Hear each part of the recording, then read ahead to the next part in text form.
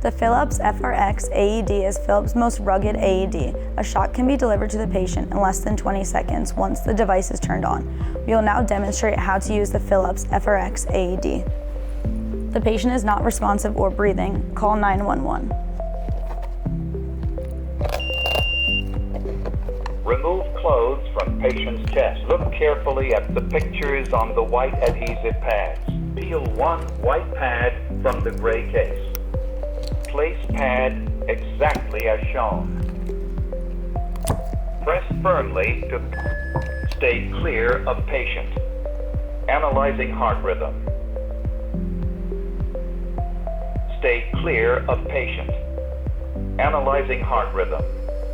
Shock advised. Stay clear of patient. Press the flashing orange button now. Shock delivered.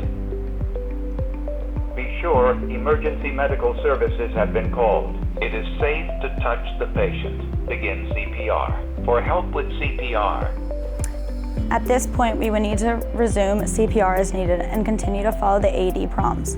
The AED will analyze to see if another shock is needed every 2 minutes. We will now cover some maintenance tips for the Philips FRx. Once per month, you should check to make sure that the pads on your AED are in date and that the green light is flashing. We will now demonstrate how to change the pads and battery on your device when needed. The battery in the Philips FRx will generally last 4 years once installed in the AED. The pads simply get unplugged from the device with the new set of pads getting plugged into the device.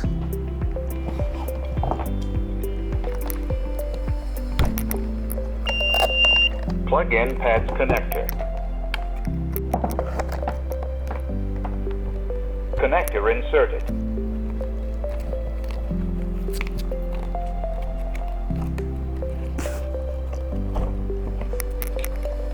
The battery will also be changed out since it is expired.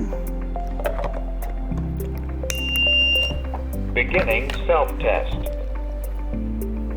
If this is an emergency, press the green on-off button.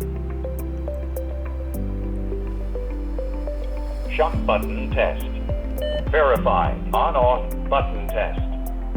Press the green on-off button now. Verified. Testing.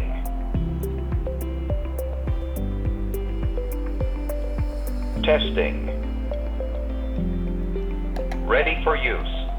After the self-test, the green light flashing indicates that the AED is ready for use.